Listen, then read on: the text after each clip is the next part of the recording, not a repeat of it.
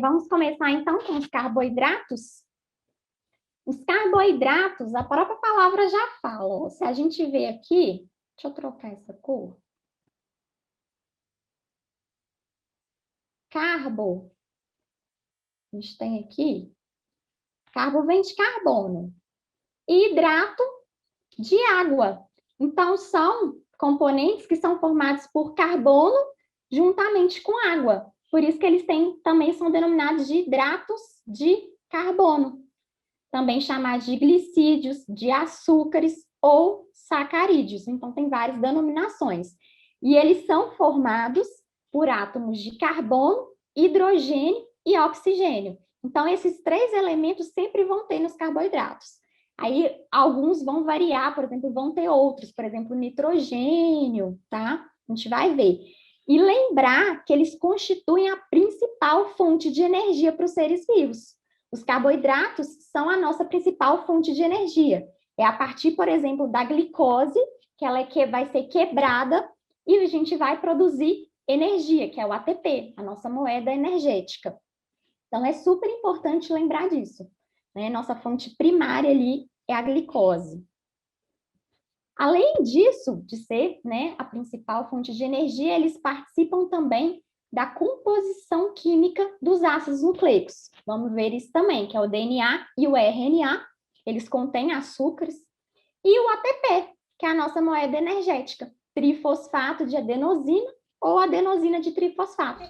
Ele também possui um açúcar que é a ribose. A gente vai ver com detalhes, tá? As funções dos carboidratos. Tem gente que acha que eles só têm função energética, mas não é verdade. Tem a função energética, sim, que, igual eu falei, a glicose é nossa fonte primária de energia. Tem a frutose também, que pode ser usada, que é um outro monossacarídeo, só que aí, no caso, ela tem que ser quebrada em glicose para ser aproveitada. Como reserva, também tem função de reserva ou armazenamento, que é, por exemplo, o amido e o glicogênio. E função estrutural ou plástica, que é a celulose e a quitina.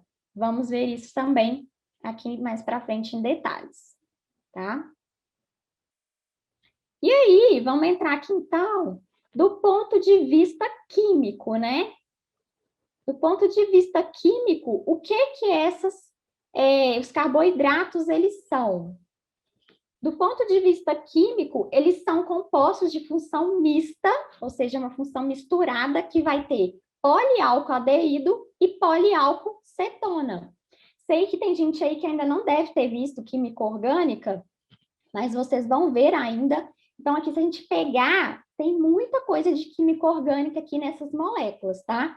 Nessas moléculas que a gente vai ver mais para frente, e eu vou mostrar para vocês o que é isso, poliálcoaldeído e poliálcool-cetona, são as funções orgânicas aí, tá?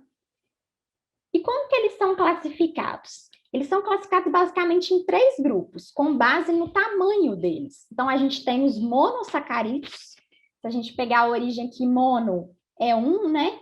Então, formados por um tipo de açúcar, são os açúcares mais simples que a gente tem, e a partir dele vão ser formados açúcares mais complexos, tá? A gente tem os oligosacarídeos, oligo é poucos, então formados por poucos açúcares, e sendo que o mais importante, o mais cobrado nas provas e vestibulares são os disacarídeos, que é formados pela união de dois monossacarídeos. E a gente tem os polissacarídeos, que são moléculas enormes, poli, então muitos, vários aí, formados por vários, a união de vários monossacarídeos. Vamos ver cada um deles aqui? Então, monossacarídeos são os glicídios mais simples, eles têm de 3 a 7 carbonos, e a fórmula geral deles é essa daqui. Então, é carbono, H2O, né, a água, sendo que N é o número de carbonos. Então, pode ser representado dessa forma, ou pode ser representado assim também. Ó. Assim, parêntese com o N aqui de fora, que dá a mesma coisa. Aí, lembrando, então, que esse 2 aqui está multiplicando, ó. É uma multiplicação, tá? Ele multiplica o número de carbonos. E aí, com base no número de carbonos, a gente tem as classificações desses nomes aqui. Trioses é o quê? 3 carbonos. Então, se a gente multiplicar, ó, C3H6O3. Tetroses, tetra, 4. Então, 4 carbonos. C4H8O4. As pentoses, 5 carbonos. Pente é 5. Então, C5H10O5. Hexoses, vão ser 6 carbonos. Então, C6H12O6. E as heptoses, 7 carbonos. Então, C7H14O7. E desses aqui, quais são os mais importantes? São as pentoses e as hexoses. São as mais cobradas. As pentoses, a gente tem como exemplos a ribose e a desoxirribose. A ribose é aquela que está presente no RNA, que vai dar até a origem ao nome, né? Ácido ribonucleico. E também presente lá na molécula do ATP. Aqui eu representei para vocês a molécula de RNA, ó, de forma cíclica. E aqui o DNA. Então, a desoxirribose, aqui está presente no DNA. Qual que é a diferença das duas? Vocês conseguem perceber? A ribose, ela tem um oxigênio a mais. Olha aqui. Tá vendo? E aqui, se a gente vê na molécula, ó, aqui está faltando... Aqui não, desculpa. Aqui, ó, tá faltando um oxigênio. A diferença das duas está aqui. Essa falta de oxigênio dá origem, né, de desoxi, um oxigênio a menos, e é o que vai conferir uma maior estabilidade para a molécula do DNA. Então, para ele é importante ele ter esse oxigênio a menos, né? E quanto às hexoses, a gente tem 3 tipos, que é a glicose, a frutose e a galactose. Essas 3, então, a gente tem a mesma fórmula molecular, que é C6H12O6, né? Não se esqueçam disso. Você tem que sempre lembrar dessa fórmula. O que eles vão se diferenciar? Na forma estrutural, como se eles organizam, né? Como que a molécula ali se encontra. Então, tem átomos que vão estar dispostos em locais diferentes. A glicose, conforme eu já falei, é a nossa fonte primária de energia, então é ela que entra dentro da célula e é ela que está ligada aí aos processos de respiração celular, é ela que a planta produz através do processo de fotossíntese, né? Então, isso aqui é a base, gente, para entender tudo da biologia, né? Super importante isso. E eles são chamados de isômeros estruturais. Aí já entra a parte de química, né? Isômeros são estruturas aí que têm a mesma fórmula molecular e vão ter diferenças aí, no caso, então, estruturais, na estrutura deles, certo? A frutose, ela confere sabor adocicado, tá? Ela é doce. Tem gente que acha que todo açúcar é doce, mas não é verdade. No caso, a frutose, ela é doce. E a galactose é aquela que vai estar presente lá no leite. Tem outra classificação também, que é com base na localização do grupo carbonila. Quem também não viu química orgânica, não se desespere. O grupo carbonila é o C-O, tá? E aí tem 2 grupos, as aldoses e as cetoses. As aldoses são aquelas que vão possuir a função orgânica de aldeído, e as cetoses são aquelas que vão possuir a função orgânica cetona. Então, coloquei como exemplo aqui a glicose, porque a glicose, ela é uma aldose. Onde que está o grupo aqui? Esse aqui é o grupo aldeído. Então, é C-O-H ligado aqui a uma cadeia carbônica, ligada a um carbono. Então, é identificado por isso daqui. A galactose também é uma aldose, e já a frutose, ela é uma cetose. Então, aqui tem a cadeia de carbonos, tá vendo? E aí, já olha aqui, o grupo cetona é esse aqui. É o carbono ligado, dupla O, né? Carboxila, entre carbonos. Então, a gente tem carbono desse lado e carbono desse lado. Aí, isso aqui, por exemplo, pode ser cobrado no Enem, porque o Enem adora isso. Te dá uma estrutura e conta lá. A glicose, a frutose, a galactose são moléculas são monossacarídeos, aí mistura biologia com química. Que funções orgânicas estão presentes na molécula? Olha aí, tá vendo? Esse caso aí é uma cetona. Disacarídeos. Os disacarídeos, eles são formados pela união de dois monossacarídeos. Di é dois. Então, dois monossacarídeos que vão se unir para formar a molécula. Então, a gente tem a maltose, que é a união de glicose com glicose, a sacarose, que é a união de glicose com frutose. A sacarose é o nosso açúcar de cozinha, né? Está presente lá na cana-de-açúcar e é utilizada para produzir etanol, então é super importante. E a gente tem a lactose, que é a que está presente no leite, que é formada por glicose mais galactose. Então, cuidado aqui para não confundir, né? Porque eles gostam de cobrar isso. A lactose é um disacarídeo e a galactose é um monossacarídeo, tá certo? Os disacarídeos, como é que eles são formados? Eles são formados pela união, né, igual eu falei, de dois monossacarídeos através de uma reação que a gente chama de síntese por desidratação. O que é isso? Síntese não é formação? Então, é formação através de quê? De uma perda de água. Então, o grupo hidroxila, que é o OH aqui, de uma molécula, vai se juntar com o H de uma outra molécula. Então, pus aqui glicose e frutose. Aí, eles se unem e vão formar a molécula de água. Ao formar essa molécula de água, então, vai formar aqui, ó, a ligação também, que é chamada de ligação glicosídica, que é uma ligação do tipo covalente. Então, aqui isso é super importante, ó, elas são formadas, são de sacarídeos, são formados por reação de síntese por desidratação. Há uma perda de água para unir os dois monossacarídeos. E aí a mesma coisa acontece, aí forma sacarose, ó. Mas o mesmo acontece para os outros, tá? E a reação inversa? A gente tem também uma reação inversa. Do mesmo jeito que pode, da glicose e da frutose, formar sacarose, a gente também pode quebrar a sacarose, né? Para produzir glicose e frutose. Aí é um processo que a gente chama de hidrólise. Tá? Lise é o quê? Quebra. Então, quebra hidroágua. Então, quebra na presença de água. Aí, nesse caso, é o que acontece na nossa digestão, lá no sistema digestório.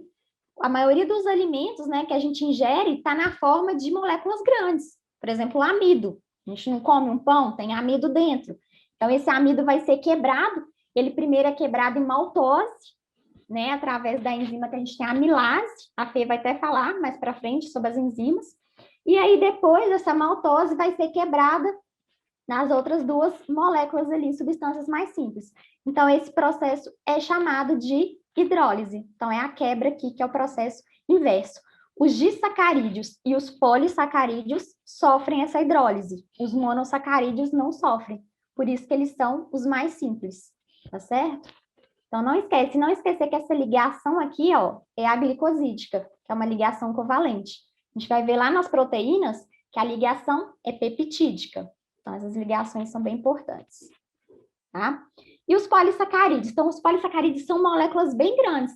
São moléculas com mais de 20 monossacarídeos. Tem alguns que têm centenas, milhares de monossacarídeos, né? São várias moléculas unidas, então são polímeros, que a gente chama, formados pela união de vários monossacarídeos. E eles sofrem hidrólise, conforme eu falei, aquela quebra lá com a molécula de água, isso acontece. E eles são divididos em de reserva e estruturais. Isso também vocês têm que lembrar, não podem esquecer, tá? Quais são os polissacarídeos de reserva? A gente tem o amido, que é a reserva energética da maioria das algas e dos vegetais, tá? Das plantas, e o glicogênio, que é a reserva energética dos fungos e dos animais. Isso aqui, ó, não pode esquecer. Por quê? Porque é muito cobrado. Os fungos, uma das diferenças, antes acreditava que eles eram o quê? Mais próximos dos vegetais que dos animais. Uma das evidências que veio foi o fato deles reservarem glicogênio e não amido. Então, isso tornou eles mais próximos dos animais. Então, plantas armazenam amido e fungos e animais armazenam o glicogênio. A gente armazena glicogênio principalmente aonde? No fígado e no músculo. Então, quando a gente precisa, né, a gente tem, por exemplo, a gente ingere um alimento. Quando a gente precisa, a gente vai estar com um nível elevado de glicose no sangue, uma parte dessa glicose é usada, mas outra parte vai ser armazenada na forma de glicogênio. E é interessante porque o glicogênio é uma molécula que ela é insolúvel em água. Então, isso é muito bom, porque possibilita exatamente esse armazenamento. Né? Então, aqui, por exemplo, coloquei a batata, né? Rica em amido, a gente tem os grãos também que são ricos em amido. E os polissacarídeos estruturais, quais são eles? A gente tem a celulose, né, que participa da composição lá da parede celular da maioria das algas e também dos vegetais, então compõe a parede celular. E a gente tem a quitina, que está presente na parede celular dos fungos e também no exoesqueleto dos artrópodes, tá? Não confundir aqui, gente, a quitina com queratina, que queratina é uma proteína, tá? Quitina, ela é um polissacarídeo, isso caiu ano passado no Enem, com relação ali, falando dos artrópodes, exatamente isso. Então, o exoesqueleto, eles possuem um esqueleto externo, né, que é aquele até que sai, que é feito de quitina. Então, isso dá uma rigidez também para eles, certo? Agora, outro assunto aqui que eu vou tratar, também voltando na química, que é o quê? Que o amido, a celulose e o glicogênio, eles são formados pela união de várias monossacarídeos de glicose, do tipo glicose. O amido, no caso, é uma alfa-glicose. A celulose é uma beta-glicose. E o glicogênio é uma alfa-glicose muito ramificada. Vamos entender isso, vou mostrar para vocês. Aqui, ó. A gente tem, qual que é a diferença da alfa-glicose para a beta-glicose? A alfa-glicose, se a gente vê, a diferença dele está nos carbonos 1 e 4, tá? Não sei, para quem não aprendeu, ó, cada pontinho desse daqui, gente, é um carbono, tá? Então, cada pontinho a gente representa assim um ciclo, então é um carbono. Então, carbono 1, 2, 3, 4 e 5. E o 6 é esse aqui, ó, que forma a glicose. Ela não é 6H12 é o 6? O 6 carbono tá aqui, tá? Então, a diferença está no carbono 1 e 4. A alfa-glicose, a hidroxila, a posição da hidroxila no carbono 1 está no mesmo plano da hidroxila, que é o OH, do carbono 4. Então, é como se a gente passasse um plano imaginário aqui, ó, e a gente vê que os dois estão do mesmo lado. Isso também na química tem um nome, que é a configuração cis. Já que a beta-glicose, olha aqui, para vocês verem. A beta-glicose, a hidroxila está onde? Está para cima. Então, está no plano que oposto, né, à hidroxila do carbono 4. Então, essa configuração a gente chama de trans. Aí a diferença básica é essa, então. Qual que é a posição ali da hidroxila no carbono 1? Aí, se a gente vê o amido, ele é um polímero de alfa-glicose. Porque, ó, a hidroxila tá no mesmo plano, os dois. Coloquei aqui para vocês verem, tá? Aí mostrando, olha aqui o tamanho da molécula, é uma molécula imensa. Isso aqui é só um pedaço para vocês verem, ó. E, então, as hidroxilas todas no mesmo lado, ó. Tá vendo? A celulose, já por sua vez, é um polímero de beta-glicose. Então, tá em planos opostos aqui à hidroxila. E se a gente observar lá, tá vendo? Que as hidroxilas estão em planos opostos? E, por fim, o glicogênio. O glicogênio já é uma alfa-glicose, só que muito ramificada, as cadeias são bem ramificadas. Então, se a gente pegar aqui, tá vendo? A gente vê que elas vão ter várias ramificações. E é muito grande, gente. Isso aqui, por exemplo, isso aqui, o que significa? Que vai repetir de 8 a 12 vezes essa mesma estrutura aqui, tá certo? E aqui eu coloquei um exercício bem rápido, só para a gente treinar, que isso aqui é bem cobrado e importante, ó. Para relacionar as colunas, né? Amido, glicogênio, celulose, quitina com as funções. Função estrutural encontrada em animais. Quem que é? Se é função estrutural que está presente nos animais, é quem? A quitina, que está presente lá no exoesqueleto dos artrópodes e também na parede celular dos fungos, né? Função de reserva. Reserva encontrados em planta. As plantas armazenam o quê? Amido. Então, letra A. Função estrutural encontrada em plantas é a celulose. Então, letra C. E a função de reserva nos animais é o glicogênio. Não se esqueçam disso. Letra B. Tá certo, gente? Então, com isso, a gente finaliza carboidratos. Gostou da aula? Quer aprender mais? Vem estudar com a gente no Super Intensivo Enem de Biologia e Química, onde nós vamos abordar os principais conteúdos dessas duas disciplinas. Para se inscrever, é só clicar no link que está aqui na descrição do vídeo.